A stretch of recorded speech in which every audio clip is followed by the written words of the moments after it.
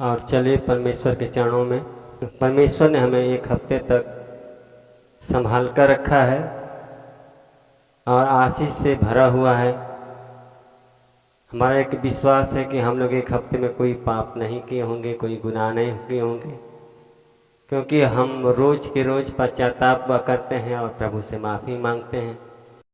इसलिए हम सबका एक विश्वास बन आ जाता है कि हम पापी अब नहीं, हम धर्मी अब बन गए हैं।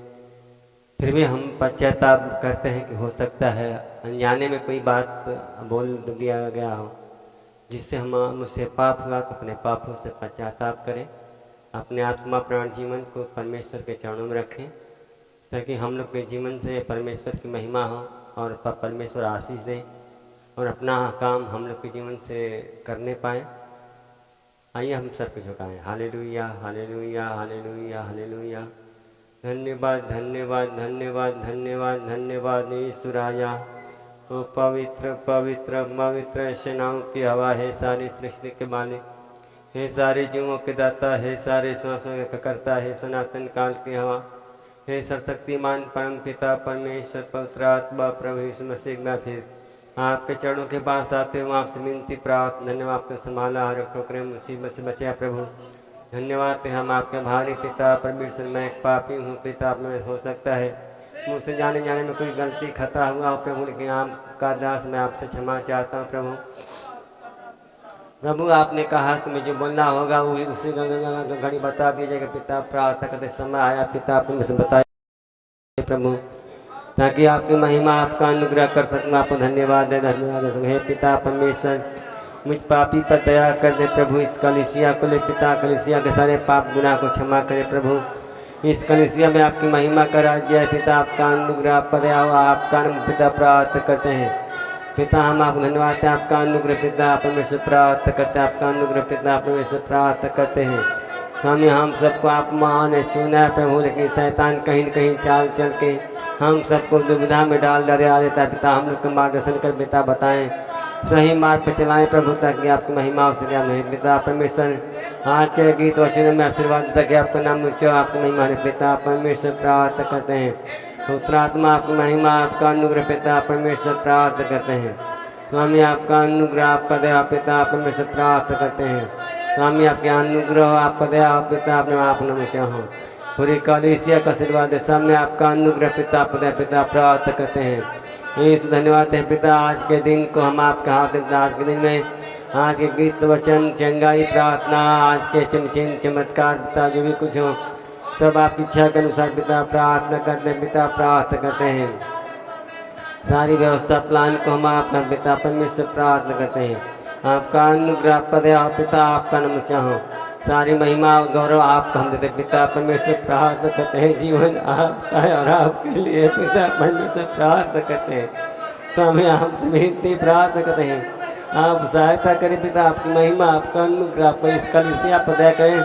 अनुग्रह पिता दया पिता प्रार्थना करते हैं, आपका अनुग्रह पिता परमेश्वर प्रार्थना करते हैं। पिता प्रार्थना आप दया कृपा करें, आपकी महिमा हो, आपका अनुग्रह पिता परमेश्वर, आपका नाम ऊंचा पिता परमेश्वर प्रार्थना करते हैं। इसके द्वारा आपका नाम ऊंचा पिता, आपकी महिमा पे पिता प्रार्थना करते हैं। पूरी कलीसिया संभालो, आशीर्वाद दें। जो लोग आ चुके हैं उनको आशीर्वाद जो होना नहीं उनके ज्ञान में सद करें। उनके द्वारा आपकी महिमा आपका अनुग्रह पर है पिता, धन्यवादते हैं। अगला समय माफ थे पिता, मीठे पहुँचना मांगता हूँ। आमीन आमीन। हम लोग बैठ जाएंगे। प्रभु को धन्यवाद दें, परमेश्वर ने हमें एक हफ्ते तक संभाला, कुशल मंगल से रखा है, इसलिए प्रभु को हम धन्यवाद देते हैं। वचन में हम आज चलेंगे। हम सब लोग मसीही हैं, लेकिन मसीही होने से काम नहीं आ चलेगा। हमें विजयी मसीह बनना है। आज का चैप्टर जयवंत या विजयी मसीही जीवन। जयवंत या विजयी मसीही जीवन। मसीही कब तक हम लोग बने रहेंगे?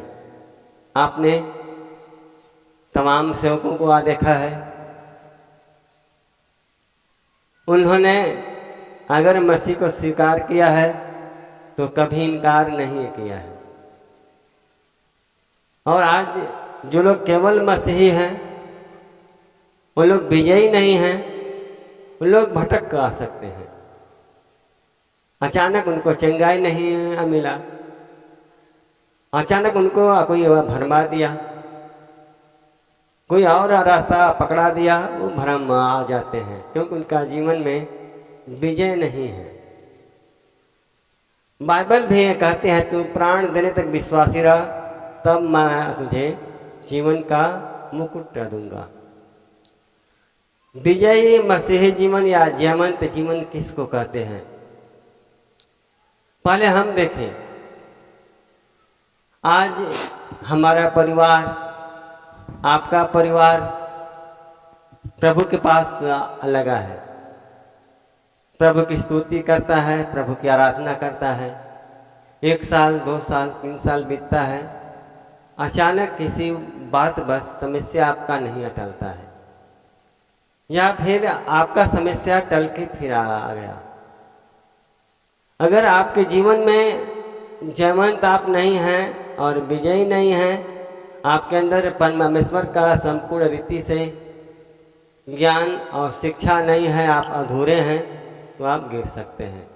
आपने अय्यूब को देखा है, उसका जीवन जयवंत था, उसके पत्नी का जीवन जयवंत नहीं था, उनके दोस्तों का जीवन जयवंत नहीं था। दोस्तों ने तमाम दोस्त लगाया, लेकिन अय्यूब नहीं माना। उनकी पत्नी को शैतान उभारा। बाइबल भी कहती है कि शैतान ने अय्यूब को पत्नी को उभारा, ताकि पत्नी का बात मान न सकता है। लेकिन ये जयवंत था, विजयी था, इसलिए उन्होंने अपने पत्नी का ही बात नहीं माना। हमने पत्नी को कहता है तुम एक मूर्ख स्त्री हो। ये हमारा एक स्वभाव है, जिन हाथों से हमने सुख लिया है उन हाथों से दुख भी ले सकता हूं। वो हमारा पिता है, वो हमारा स्वर्गीय पिता है, हमें जीवन दिया है, हमें गर्भ में से लेकर आप तक पाल पोस कितना बड़ा किया है, उसको मैं कैसे दोषी ठहराऊं? हूं? तुम कहती हो ऐसे परमेश्वर को छोड़ दो, हमारा सब कुछ नष्ट हुआ। हमारा है क्या कि अनष्ट हुआ? हमारा क्या है? कुछ भी नहीं है, जो भी है सब प्रभु का है। बाइबल हमें सिखाती जरूर है, जिसने ब्याह लिया उसने उत्तम पदार्थ पाया। यानी कि पृथ्वी पर जितने भी पदार्थ और धातु सब बनाए गए उनमें सबसे अच्छा स्त्रियां होती हैं। लेकिन स्त्रियां अच्छी हैं तो अपने पति के सिर का मुकुट बनती हैं, अगर गलत है तो लज्जा का कारण होता है। लोग सर उठाकर नहीं चलना सकते। स्त्रियों को कैसे रहना चाहिए? उनके जीवन में अगर उनका जीवन जयवंत है तो, अगर जयवंत है तो उन्होंने अपने जयवंत की ओर देखेगा, निहारेगा, कोशिश करेगा कि हमसे कोई भूल ना हो। वो पल पल पर, जिसे लोग पग पग कहते हैं, अपने गलती का एहसास करेगा, मुझसे कोई गलती ना हो, मुझसे कोई गलती ना हो। जिनके पास जयवंत नहीं है, जो आता है मुंह में बोलना आ देता है, क्योंकि उनसे मतलब नहीं है ये हम सही बात करते हैं गलत बात कहते हैं। तो हमें क्या करना है? बाइबल हमें क्या सिखाती है? एक कब होता है? हृदय परिवर्तन के बाद मेरी हार्दिक पुकार पवित्रता के लिए थी। जब हमारा हृदय परिवर्तन होता है तब हमारा जीवन एक पवित्रता की खोज करता है, जैसे हम पवित्र बनकर जैसा हमारा परमेश्वर है उस प्रकार से हम अपने जीवन को निहारें, अपने जीवन को हम देखें। देखिए बाइबल हमें सिखाते, एलिया भी मेरे समान दुख सुख भोगी मनुष्य था। एलिया भी हमारे समान, बाइबल कहती है हमारे समान दुख सुख भोगी मनुष्य था, लेकिन उन्होंने गिड़गिड़ा कर प्रार्थना किया तो 3.5 साल तक बारिश नहीं हुआ। क्या हमसे होता है? क्या नहीं होता है। यानी हमारा जीवन जयवंत जीवन नहीं है। हम डरते हैं, कांपते हैं। किससे? शैतान से। जिस समय एलिया नबी था उनका जीवन परिवर्तन हो चुका था। लोग बाइबल में पढ़े हैं, वहां सारे नबियों को, जो जितने लोग बाल के नबी थे, राजा थे, उन लोग मार आ चुके थे। केवल एलिया बचा था। ये कैसे हुआ? उस देश का जो मंत्री था, पुतिपत नाम था शायद उसकी पत्नी थी इजाबेल नाम की। वो जब आई तब अपने पूरे समाज को बदल दिया। नहीं, लोग पहले परमेश्वर को अच्छा तरीके से मानते थे। उन्होंने आई तो अपने यहाँ से बाल देवता का मूर्ति लेकर आई और उन्होंने उसी को मानने लगी। उसका बात मानकर सब लोग मानने लगे और धीरे धीरे बाल के पुजारी बढ़ते आ गए, बढ़ते गए, यहाँ तक बढ़ते आ गए कि जो लोग प्रभु को मानते थे बहुत काफी घृणा करने लगे उन्होंने। उसके बाद जितने नबी थे यहोवा के सबको मार दिया। परमेश्वर ने एलिया का हाथ तू जाकर अपने आप को उन पर प्रकट कर और देख वो लोग क्या कहते हैं। उन्होंने गया उनके पास, लेकिन जब सुना कि सारे नबी मार दिए आ गए हैं तो इसका रुआनम खड़ा हो गया एलिया का। ऐसे कैसा हो आ सकता है? उन्होंने कहा ठीक है, अब हमारे यहोवा में बल है या बाल देवता में बल है, अब इसका परीक्षा होगा। राजा को इस बात का संदेश दिया। अकेल था एलिया नबी। उन्होंने बाल के नबियों को 450 नबियों को बुलवाया, 450 नबियों को बुलवाया और उन्होंने कहा कि हम लोग एक बलि का बछड़ा रखते हैं, एक वेदी बनाकर, और उसको स्वर्ग से आग बरसा कर इसको जलाना है। उन्होंने कहा ठीक है। लोग बात माने, सारी भीड़ इकट्ठी हो गई। 450 बाल के नबी इकट्ठे हुए। एलिया वहां पर अकेला था। डर नहीं लगता था एलिया को, क्योंकि इनके पास परमेश्वर यहोवा था, उनके पास बाल देवता थे। अचानक में उन्होंने कहा पहले आपकी बारी, आप लोग ऐसा करें। और जब उन्होंने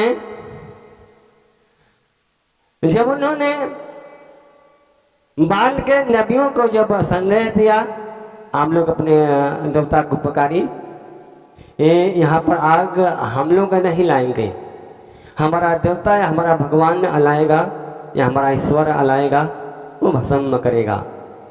450 नबी चिल्लाते रहे, सुबह से शाम हो गया, चिल्लाते रहे। यहां तक बाइबल कहती है कि अपने आप को चाकू से मार कर लहू लुहान न कर दिए।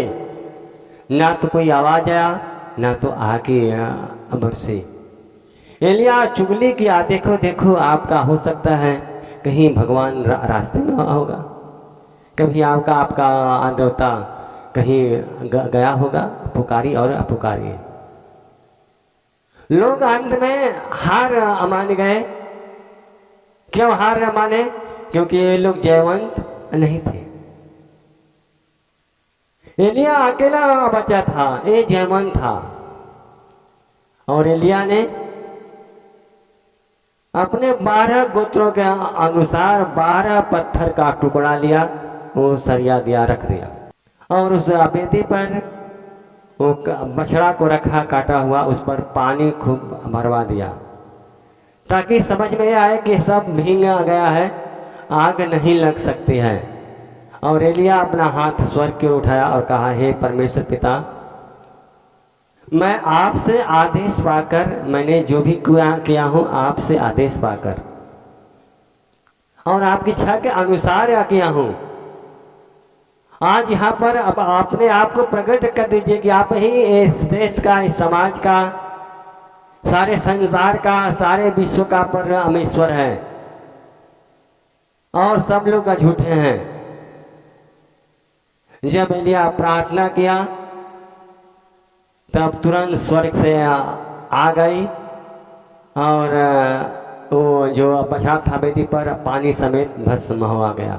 तो सारे के सारे लोग गिरकर यहोवा को दंडवत किए। जितने लोग वहां पर बैठे थे सब लोग मान गए कि यहोवा ही परमेश्वर है।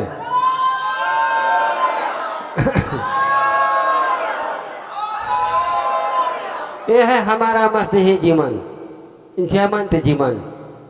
अगर मैं अपने परिवार का अकेला हूं वो भी ठीक है, लेकिन हम हिम्मत ना हारें। अगर हम जयवंत हैं तो अपने पूरे परिवार को बदल ना सकते हैं। अगर हमारे अंदर खोट है और विश्वास है, अधूरा है, ज्ञान नहीं है, हम ऐसा नहीं कर सकते हैं, तो एक दिन हम भी उसी तरह फंस आ जाते हैं जिस प्रकार से पोतीपथ की पत्नी इजेबेल ने पूरे संसार को भरमा कर नष्ट किया था। अगर आप जयवंत हैं तो आज के बाद कल आप अन्य में शादी करके भी उस परिवार को भी बचा सकते हैं। और अगर हम विश्वासी हैं, अगर जयवंत नहीं हैं, तो भी हमारा विश्वासी होना कोई मतलब नहीं है। हमारे पास बेविचार, चुगली, गाली गलौज, बात का बढ़ाना, तमाम ईर्ष्या, क्रोध, राग, तमाम जो उसके लक्षण हैं भरे हैं, तो ये हमारा मसीही जीवन नहीं है, हमारा ये जयवंत जीवन नहीं है। मैं मसीह की समानता में बढ़ना चाहता था। एक परमेश्वर का दास कहता है, एक परमेश्वर का दास कहता है, मैं मसीह के समान बढ़ना चाहता हूं। कौन? जो जयवंत होना चाहता है, जो शैतान पर विजय पाना चाहता है। वो कहता है, मैं मसीह की समानता में बढ़ना चाहता था। पाप पर जयवंत होकर सांसारिक स्तर से ऊपर स्तर का जीवन व्यतीत करना चाहता था। एक दास कहता है प्रभु का कि मैं पाप पर जयवंत होकर, पाप पर सबसे पहले जो जयवंत होता है सब, देखिए पाप केवल व्यभिचार नहीं है। पाप वो है जो हम परमेश्वर की आज्ञा को तोड़ते हैं। पाप वो भी है जो कलीसिया का नियम है और कलीसिया के नियम का हम पालन नहीं करते हैं, वो भी पाप है। पाप वो है जो परमेश्वर ने हमें 10 आज्ञा दिया है और हमारा जीवन 10 आज्ञा के लायक नहीं है। पाप वो भी है कि हम नियमित रूप से चर्च में नहीं आते हैं। पाप वो भी है, परमेश्वर ने कहा 6 दिन तो अपना काम काज करना और 7वां दिन अपने परमेश्वर यहोवा को देना, वो भी पाप है। पाप की गिनती अगर करते हैं तो आगे पढ़ा गया है, कई 100 वहाँ पर लिखा आ गया है पाप के विषय में। तो प्रभु का हम धन्यवाद हैं। पाप के कई तरीके हैं, कई प्रकार से हमसे पाप होता है। इस प्रकार से हम लोग परमेश्वर के राज में आगे बढ़ते जाएं ताकि परमेश्वर की महिमा हो। आज हमें जयवंत होने की आवश्यकता है। मसीही बनकर जीना एक अलग बात है और जयवंत मसीही होकर जीना दूसरी बातें हैं। जयवंत होकर मसीही जीवन जीना दूसरी बातें हैं। इसलिए प्रभु को हम धन्यवाद देते हैं। वो कहता है मैं पाप पर जयवंत होकर सांसारिक स्तर से ऊपर स्तर का जीवन व्यतीत करना चाहता था।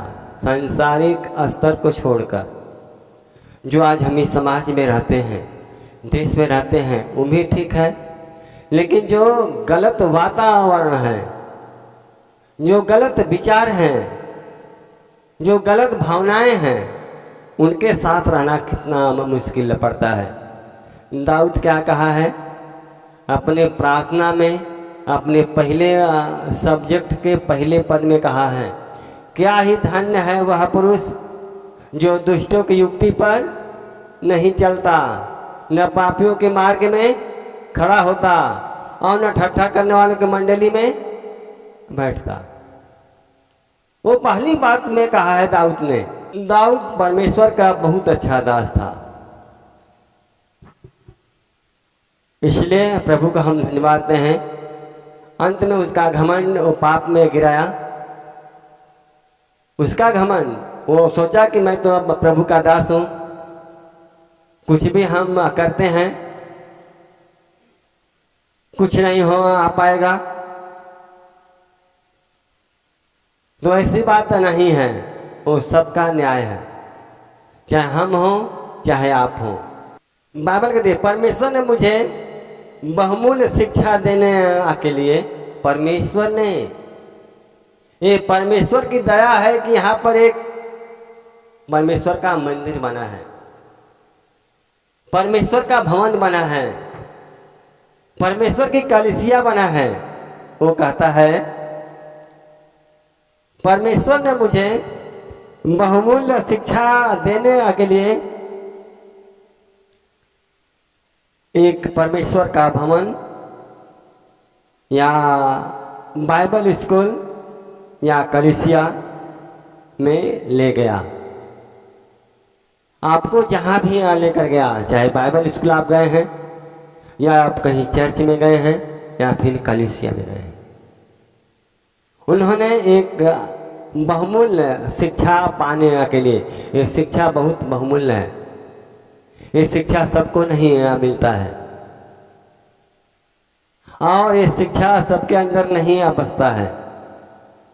जो लोग दिल से प्रभु से प्यार करते हैं, जिनको यह है कि हमें परमेश्वर के समानता में बढ़ना है, चलना और परमेश्वर की महिमा करना है, तो ऐसा हो आ सकता है। कुछ मसीही, ध्यान न दीजिए, आपको परमेश्वर ने बहुमूल्य शिक्षा पाने के लिए बाइबल स्कूल या कोई परमेश्वर का भवन या कलीसिया में ले गया और कहता है क्या आप भी इसके अभिलाषी हैं? आप चाहते हैं कि मैं कलीसिया में जाऊं या बाइबल पढूं, बाइबल स्कूल में मैं जाऊं या फिर चर्च में जाऊं, परमेश्वर के भवन में? आपके पास इसके प्रति अभिलाषा होना चाहिए। अगर ऐसा है तो संभव है कि आपका जीवन जयवंत हो सकता है। कुछ मसीही बार बार प्रयत्न करते हैं, ध्यान दीजिए, कुछ मसीही, जो लोग जयवंत नहीं हैं, जो मसीही केवल मसीही हैं, वो जयवंत नहीं हैं, ना वो विजय पाने की आशा रखते हैं। उनके विजय से मतलब नहीं है कि अपने काम से, और चर्च में इसलिए आते हैं ताकि कोई ये ना कहे कि ये लोग नहीं आते हैं, अपने आप को धर्मी बनते हैं और आज्ञा प्रतिदिन तोड़ते हैं। कुछ मसीही बार बार प्रयत्न करते हैं और जब सफल नहीं होते तो नीचे धंस जाते हैं। कौन धंसता है? जो जयवंत नहीं है और जो मसीही जीवन में विजय प्राप्त नहीं किया है, ना वो विजय का लक्ष्य रखता है। आप लक्ष्य से चूक आ जाते हैं तो आप नीचे के स्तर में धंस आ जाते हैं। Hallelujah, hallelujah, hallelujah. देखिए बाइबल कहती है गला खोलकर पुकार। बाइबल भी कहती है वो इतना बहरा नहीं कि नहीं सुनता है। हमारा अधर्म ऐसा है नहीं सुनता है और हमारे पापों के कारण हमसे दूर हो गया है। तो ये हमारा चरित्र है कि हम प्रभु से दूर होते हैं, बल्कि प्रभु हमसे दूर हो आ जाता है। कोशिश करें हम हर एक मसीही जीवन को, मैं कहता हूं उसमें सब लोग शामिल हैं, लीडर हो चाहे सेवक हो। देखिए एक संडे आपको समय नहीं है वो प्रभु आ जानता है। मैं नहीं जानता हूं आपके पास समय नहीं है कि है, क्योंकि मैं एक मनुष्य आपके जैसा हूं। मैं कोई ईश्वर ना नहीं हूं कि मैं सब कुछ जान सकता हूं। ईश्वर अगर कुछ बताता है तो मैं जानता हूं, अगर नहीं बताता है तो हम नहीं जानते हैं। कुछ मसीही बार बार प्रयत्न करते हैं और जब सफल नहीं होते तो नीचे धंस जाते हैं और मसीही अनुभव के एक निम्न स्तर पर आ जाते हैं और मसीही अनुभव के एक निम्न स्तर पर जिनका सोच बहुत कमजोर हो जाता है, तब उनके समझ में आता है कोई अच्छा भी बात बोलता है तो उनको बुरा लगता है, क्योंकि वो मसीही अनुभव से नीचे हैं। कोई भी दास जो अच्छा दास है वो अच्छा बात कहता है,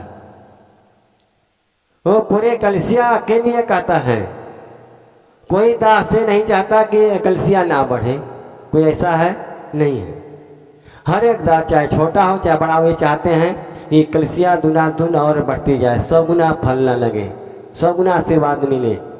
और यही हर एक सेवक प्रार्थना करते हैं। कोई ये नहीं चाहता कि मैं पाप में करूं जिससे कि कलीसिया घट जाए। सब लोग यह चाहते हैं। तो सोचिए जब वो धस आ जाता है नीचे तो अच्छे लोगों की बात उसको बुरा लगती है। क्यों लगती है? क्योंकि मसीही का अनुभव नहीं है, मसीह के वचन का ज्ञान नहीं है, उनके पास मसीह का सामर्थ्य नहीं है, तब बात बुरा लगता है उनको। ध्यान दें, लोग क्षमा करें, किसी के बात का बुरा न माने। आपके पास ज्ञान है या ना भी है, ध्यान दीजिए। अगर किसी से पाना है तो कुछ सहना सीखिए, ताकि और कुछ बोले हम सीखें। आप हमसे और हम आपसे सीख सकते हैं। आप कितने अच्छे हैं और मैं कितना अच्छा हूं, इसलिए हमें ये सीखना है। हम ही लोगों के बीच में इससे मालूम पड़ता है, बोलने से कि कौन कितना अच्छा है, और सहने से मालूम पड़ता है कि आपने कितने अच्छे हैं। अगर आपने तुरंत लड़ दिया तो उसी जगह दोनों की पावर ब्रेक हो आ जाती है। मसीही अनुभव हो या संसारिक अनुभव रुक आ जाता है। आगे उसका क्या प्लान है पता नहीं चलेगा, ना आप सुन ना सकते हैं। शैतान के चाल को आप नाकाम नहीं फिर ना कर सकते हैं। सहने से आपको मालूम पड़ेगा शैतान का अनुभव। शैतान आपको कहाँ तक गिराना चाहता है। प्रभु चाहता, बाइबल ना कहती है, प्रभु चाहता तो अपने जब पकड़वाया गया अपना 12 पलटन भेजता और इन सब को नष्ट करा देता, लेकिन ऐसा नहीं किया। इसलिए नहीं किया जो उसके विषय में लिखा है पूरा हो। वो प्रभु था, आज हम प्रभु के चेले हैं। वो परमेश्वर का प्रतिरूप था, बाइबल कहती है। आज उसके हम चेले हैं। कोशिश करें कि हम उसके प्रतिरूप बने और परमेश्वर की महिमा करें।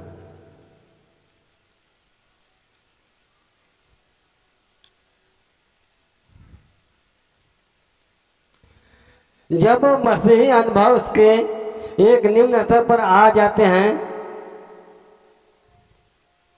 वे न चाहते हुए भी एक निम्न स्तर का मसीही जीवन व्यतीत करते हैं। न चाहते हुए भी वो नहीं चाहते कि हम निम्न स्तर का मसीही जीवन जिए, लेकिन फिर भी उनको जीना पड़ता है। आगे बढ़ने में अपने आप को असहाय और भयग्रस्त पाते हैं। आगे बढ़ने में अपने आप को असहाय समझते हैं, भयग्रस्त समझते हैं। संगति करिए, अच्छे लोगों की संगति करिए, जो लोग परमेश्वर का बात का करते हैं, परमेश्वर में जयवंत हैं। आप अगर लंठों का, पापियों के ही साथ रहना पसंद करते हैं, तो धीरे धीरे इजबेल के जैसा आप भी बाल देवता के जैसा पुजारी बनना जाएंगे, गिर जाएंगे। हम कोशिश करें अपने अंदर बदलाव लाने का। उनको यह भय होता है कि कहीं प्रयास करने में वे अपने को मूर्ख तो नहीं बना रहे हैं।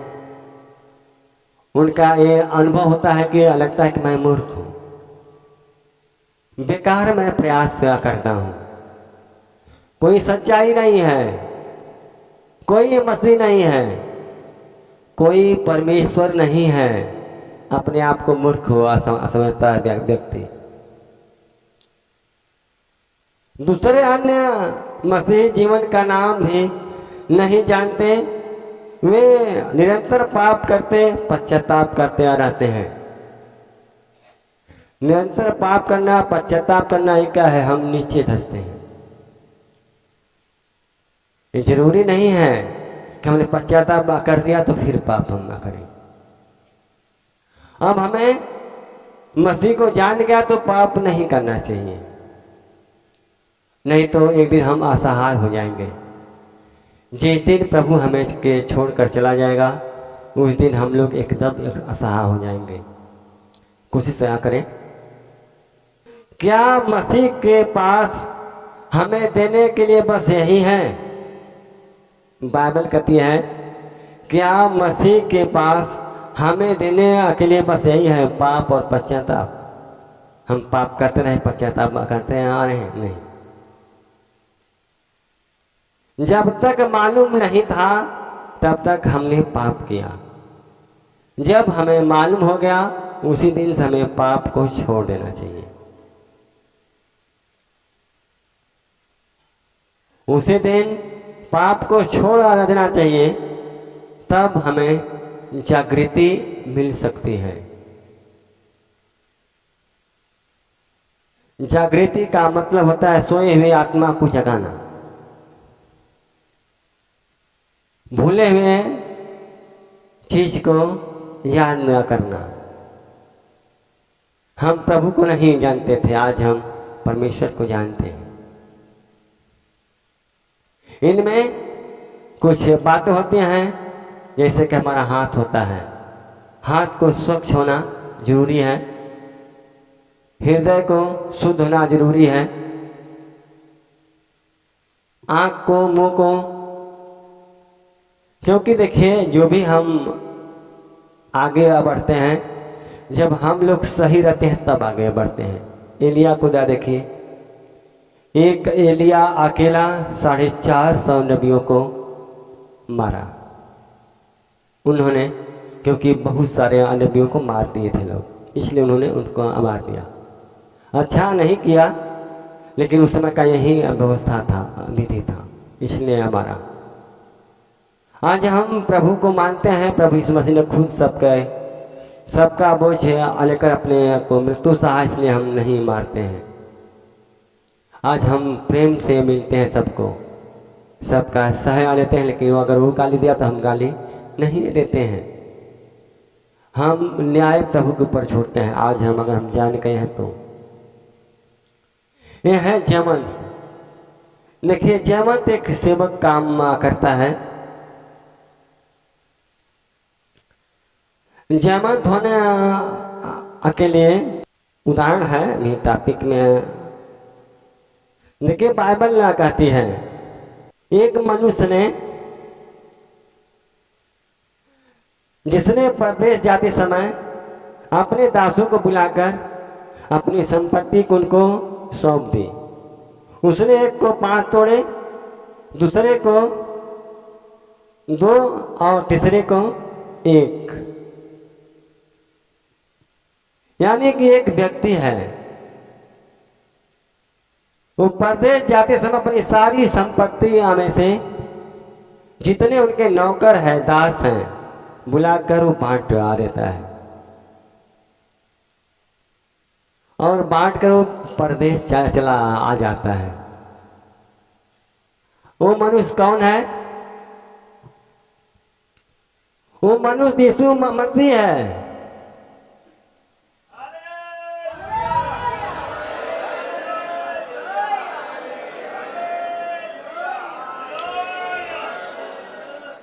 वो मनुष्य यीशु मसीह है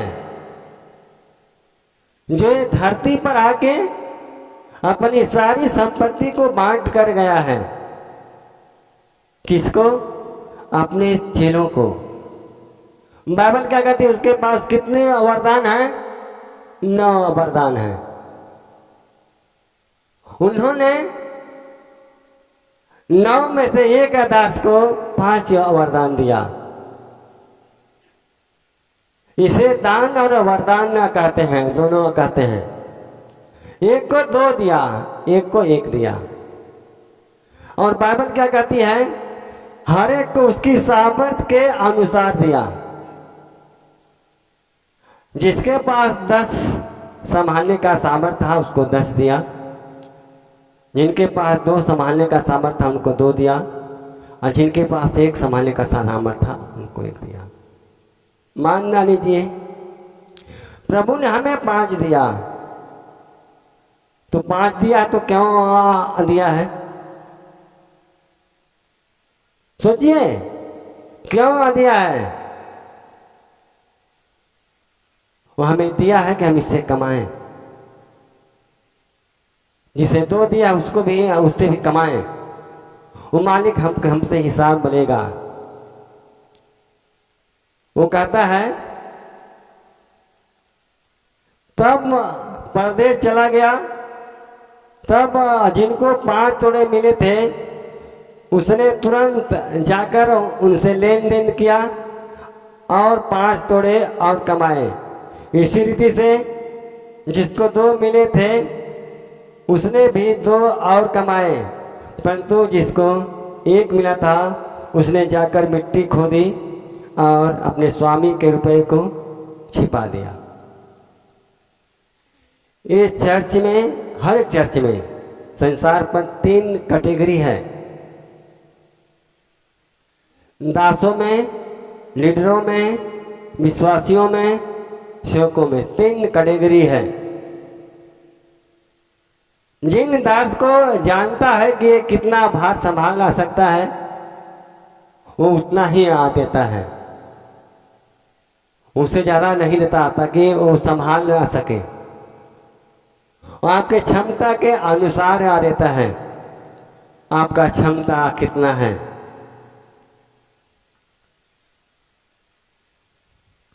बहुत दिन बाद, बाइबल कहती है बहुत दिनों के बाद उन दासों का स्वामी आकर उनसे लेखा लेने लगा।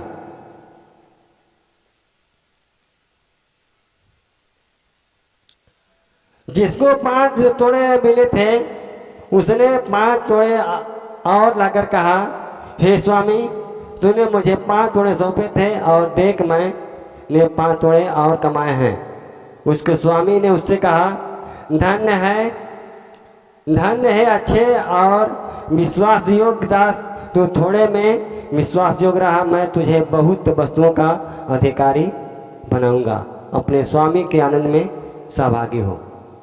कितना अच्छा आशीष से आ देता है। जिन जो 2 कमाया था उनको भी यही आशीष मिला, लेकिन जिनको 1 दिया था,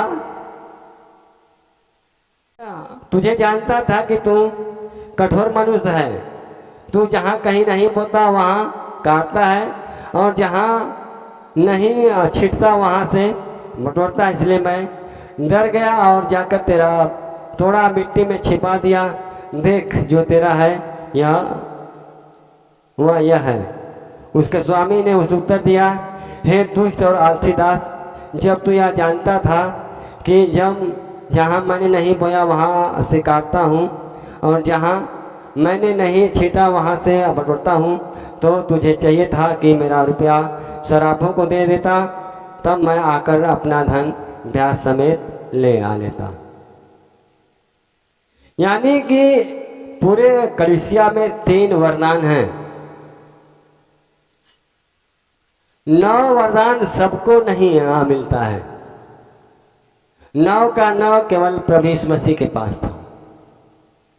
9 का 9 वरदान परमेश्वर अपने पास रखा है, लेकिन उसमें से उन्होंने क्या किया, एक को 5 दिया जिन्होंने 10 कमाया, एक को 2 दिया जिन्होंने 2 कमाया, और 4 कमाया, 4 हुआ। जिनको 1 दिया था। यानी कि हर एक मनुष्य को एक वरदान है। चाहे आप कम दिन के विश्वासी हो, चाहे आप ज्यादा दिन के विश्वासी, आप ही ना समझे कि हमारे पास कोई वरदान नहीं है। वरदान कौन है? एक वरदान कौन सा है सबके पास?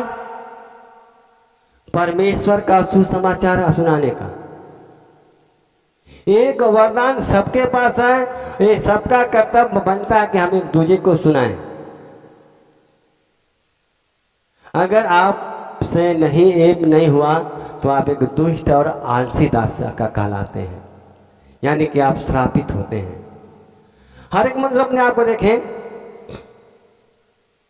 आपके जीवन को देखकर आपने बच गया है तो कितने लोग आपको देखकर आए हैं, या कितने लोगों को आपने संदेश बताया है प्रभु को, जो प्रभु में आकर फिर विश्वास में मजबूत हुए हैं। हम अपने आप को झांकें और देखें। यह है, देखिए, पहचान होता है। परमेश्वर देता है तो बाद में वो परखता है, देखता है कि क्या होता है, कैसे होता है, किस रीति से होता है, कैसे आगे आप बढ़ते हैं। देखिए, ये मत जानिए कि आपके पास कोई वरदान नहीं है। हर एक मनुष्य के पास एक वरदान है। फर्क है, जो दास हैं उनके पास ज्यादा इसलिए है, उनसे ज्यादा काम आ लेता है। उनको फुल समय लोग देते हैं, रातों दिन न देते हैं। उनके पास काम ज्यादा है, इसलिए उनको 5 दिया है, ताकि वो और कमाएं और देखें देश में नाम हो उनका, नहीं और लोग कमाए हैं। ये परमेश्वर की कृपा और दया है। आज हमें कमाने की आवश्यकता है। हम जहाँ भी हैं, नौकरी में, शिक्षा में, बिजनेस में, खेती में, कहीं भी हैं, हम परमेश्वर के राज का सुसमाचार प्रचार कर सकते हैं। यह है, देखिए, जयवंत जीवन का पहचान। 2 लोग जयवंत थे यहाँ पर और एक निसफल था। वो परमेश्वर के वरदान को मिट्टी में अगाड़ दिया था, दुष्ट कहलाया।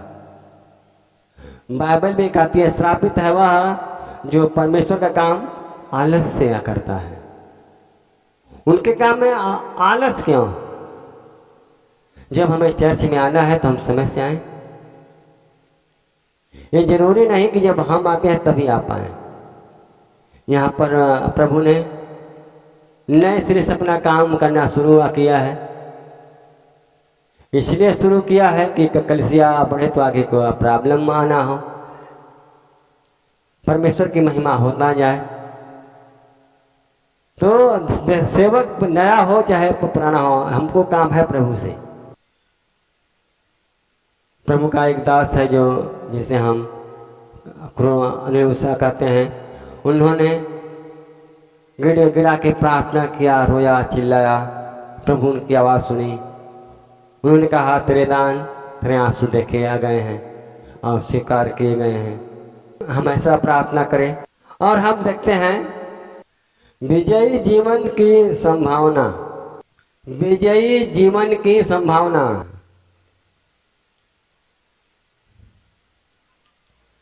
बाइबल प्रत्येक विश्वासी के लिए महिमामय विजय की शिक्षा देती है।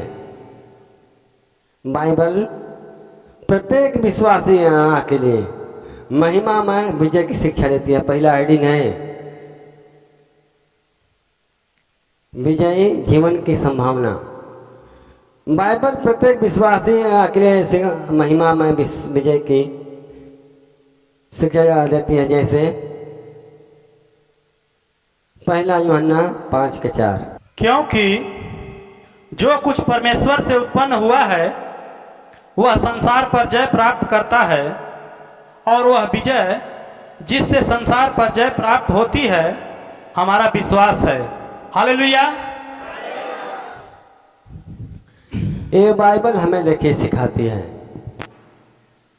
हमारा विश्वास खटपट है, अधूरा है, लालची है, लोभी है, क्रोधी है, तमाम उसमें गुण भरे हैं, तो हम गिर जा सकते हैं।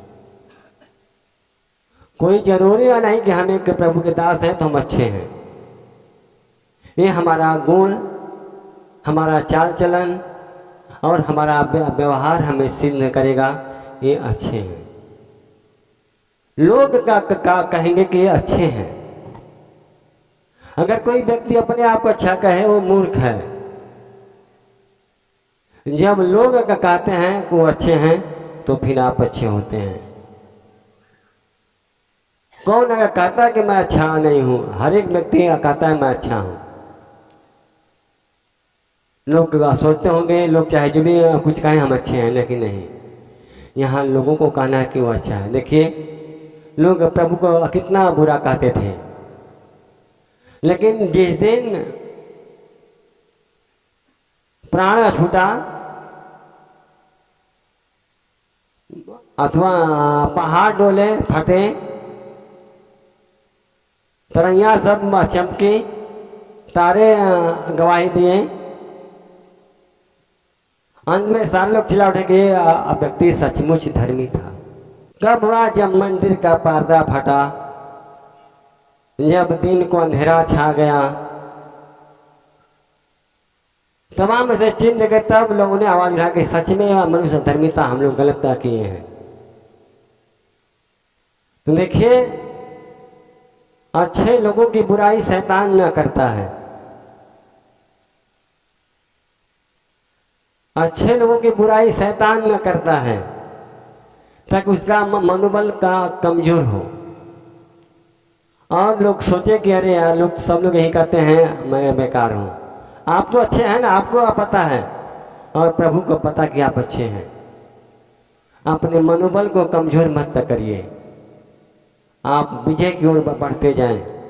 वो कहता है क्योंकि जो कुछ परमेश्वर से उत्पन्न हुआ है वह संसार पर जय प्राप्त करता है।